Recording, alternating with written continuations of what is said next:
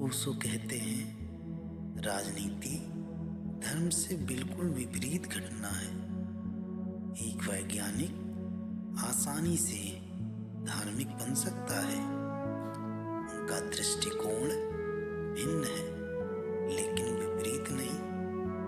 हो सकता है कि वह पदार्थ के साथ, वस्तुगत जगत के साथ काम कर रहा हो, लेकिन उसका काम करना एक प्रकार का ध्यान है। उसे काम करने की और खोजने के लिए अपनी चेतना में एक निश्चित स्थान, एक मौन स्थान की आवश्यकता होती है, क्योंकि उसी स्थान का उपयोग आंतरिक यात्रा के लिए किया जा सकता है। एक कवि बहुत आसानी से धार्मिक हो सकता है। वह बहुत करीब है, बहुत बहुत करीब। लगभग पड़ोस में एक चित्रकार या मूर्तिकार बहुत आसानी से धार्मिक बन सकता है। वे अनजाने में पहले से ही धार्मिक हैं, वे पहले से ही उपासक हैं, यद्यपि उन्होंने अभी तक उपासना की ही नहीं। उन्होंने ईश्वर के बारे में सोचा ही नहीं होगा। हो सकता है कि वे जानबूझकर बिल्कुल भी धार्मिक ना रहे हों। हो सकता है कि वे चर्च या मंदिर ना जाते हों। उन्हें बाइबिल, कुरान और गीता से कोई सरोकार ना हो। लेकिन मुद्दा यह नहीं है। एक चित्रकार प्रकृति में कुछ दिव्य देखता रहता है, रंग उसके लिए दिव्य है। एक कवि चारों ओर धार्मिक रोमांस का अनुभव करता रहता है। सभी रचनात्मक कलाएं बहुत निकट से संबंधित हैं। किसी भी क्षण चेतना का उदय हो सकता है। कोई भी किरण परिवर्तन में बदल सकती है। लेकिन एक राजनेता बिल्कुल विपरीत दिशा में चलता है। उनका पूरा प्रशिक्षण धर्म के विरुद्ध है। यात्रा अहंकार की है। कैसे अधिक शक्तिशाली बने, दूसरों को कैसे नियंत्रित करें। धर्म बिल्कुल विपरीत है। यह किसी भी तरह से अहंकार की यात्रा नहीं है। व्यक्ति को अहंकार खोना होगा और कोई शक्तिशाली बनने का प्रयास नहीं कर रहा है। वास्तव में व्यक्ति संपूर्ण के विरुद्ध अंश की संपूर्ण असहायता को समझने का प्रयास कर रहा है। कोई यह सीख रहा है कि समर्पण कैसे किया जाए, ना कि कैसे जीतना है। और किसी को दूसरों से कोई सरोकार नहीं है। किसी को पूरी तरह से अपने बारे में चिंता है। यदि इतना संभव है कि मैं अपने अस्तित्व के प्रति जागरूक हो सकता हूँ, तो यह पर्याप्त से अधिक है। राजनेता बाहरी दुनिया से चिंतित है, वह बहिर्मुखी है। धार्मिक व्यक्ति अंतर्मुखी होता है। उसे वस्तुओं से, संसार से, परिस्थितियों से कोई सरोकार नहीं है। वह अपनी चेतना की गुणवत्ता को लेकर चिंतित है। एक धार्मिक व्यक्ति यह पता लगाने की कोशिश कर रहा है कि उसे कैसे पूरा किया जाए, जबकि एक राजनेता दुनिया को यह दिखाने की कोशिश कर रहा है कि वह कोई है। वह भले ही पूरा ना हो, लेकिन वह दिखावा करता है कि वह पूरा हो गया है। उसने दिखावा, पाखंड चुना है।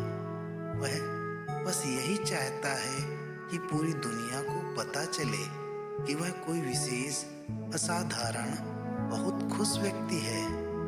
हो सकता है कि वह अंदर ही अंदर एक नरक लेकर चल रहा हो, लेकिन उसका मानना है कि अगर वह बाकी सभी को बेवकूफ बना सकता है, तो वह खुद को भी बेवकूफ बनाने में सक्षम होगा। वह सपना कभी पूरा नहीं होता। आप झूठी मुस्कान को दिखाकर हर किसी को रिझा नहीं सकते हैं। केवल दो संभावनाएं हैं। आप एक रचनात्मक हो सकते हैं, तब आप एक निश्चित तृप्ति महसूस करते हैं जो एक माँ को तब मिलती है जब वह एक बच्चे को जन्म देती है, जो एक कवि को तब मिलती है जब कविता पैदा होती है, जो एक मूर्तिकार को तब मिलती है जब उसने कोई सुंदर कृति बनाई होती है, संगमरमर में, पत्थर में या लकड़ी में। जब भी आप कुछ बनाते हैं तो आप उन्नत महसूस करते हैं। तुम शिखरों की ओर पहुंचते हो, तुम ऊंचे हो जाओ। वे सभी लोग जो रचनात्मक हैं, धर्म के करीब हैं। धर्म सबसे बड़ी रचनात्मकता है, क्योंकि यह स्वयं को जन्म देने, स्वयं के लिए पिता और माता बनने, फिर से जन्म लेने, ध्यान के माध्यम से, जागरूकता के माध्यम से पुनर्जन्म लेने का एक प्रयास है। कविता अच्छी है, पेंटिंग अच्छी है, लेकिन जब आप अपनी चेतना को जन्म देते हैं तो कोई तुलना ही नहीं होती।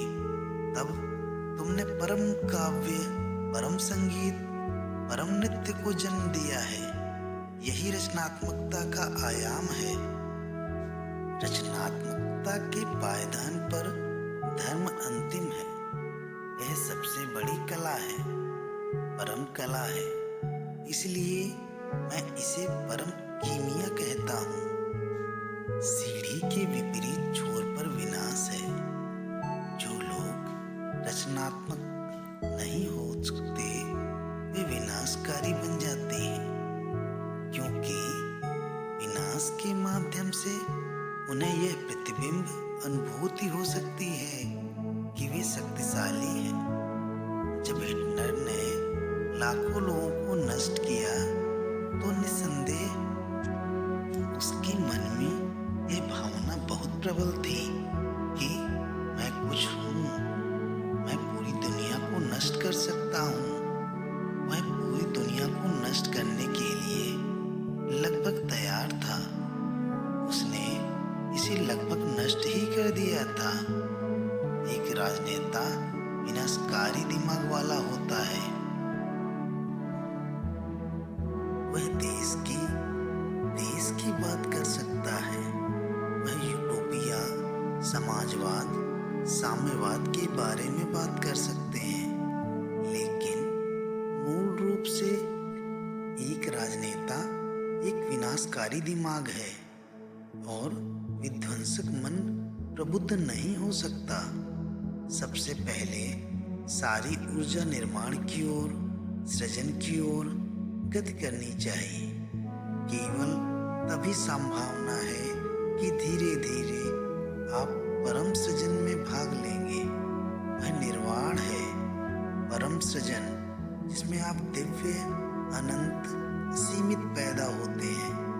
तब तुम फलते हो, तुम पूरे अस्तित्व में फैल जाते हो।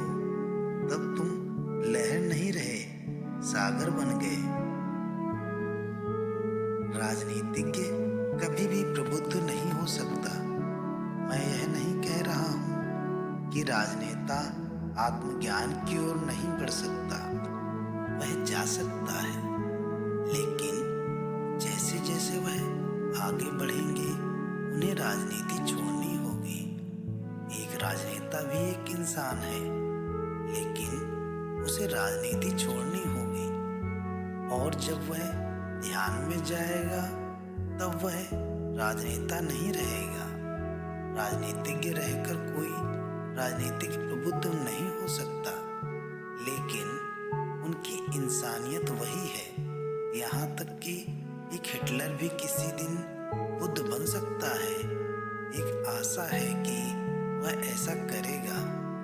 किसी दिन बहुत दूर भविष्य में एक एडोल्फ हिटलर भी बुद्ध बनने जा रहा है। यही उसकी क्षमता है, लेकिन तब तक वह एडोल्फ हिटलर नहीं होगा। राजनीतिक मूलतः महत्वाकांक्षा है। राजनीति मूलतः गलत है क्योंकि महत्वाकांक्षा गलत है। धर्म कहता है कि तुम कुछ नहीं बनना है, तुम पहले से ही हो। आपको शक्तिशाली बनना ही नहीं है, आप पहले से ही हैं। आप भगवान के विस्तार हैं। आपको शक्तिशाली होने और सिंहासन पर किसी व्यक्ति के होने के बारे में चिंतित होने की कोई आवश्यकता नहीं है। ये सभी बेवकूफी भरे खेल हैं। बचकाने बहुत ही किशोर अपरिपक्व लोग नहीं पा सकते। दरअसल एक बेहतर दुनिया में राजनेताओं का पागल खानों में रखा जाएगा और पागल लोगों को दुनिया में आने की इजाज़त दी जाएगी। उन पागल लोगों ने कुछ भी गलत नहीं किया है।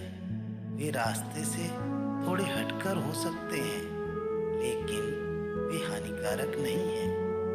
राजनेता खतरनाक रूप से पागल लोग हैं। वे बेहद खतरनाक हैं। एक बार रिचर्ड निक्सन ने अपना सिंहासन त्यागने से पहले अपने सहयोगियों की एक बैठक बुलाई और उन्होंने धमकी दी कि उनके पास दूसरे कमरे में जाने, एक बटन दबाने और 20 मिनट में पूरी दुनिया को नष्ट करने की शक्ति है। और हाँ, उसके पास वह शक्ति थी। लाखों परमाणु बम तैयार हैं, बस एक बटन दबाना है। पहले से बनाए गए परमाणु बम और हाइड्रोजन बम की शक्ति इस पृथ्वी को नष्ट करने के लिए आवश्यक क्षमता से 7 गुना अधिक है।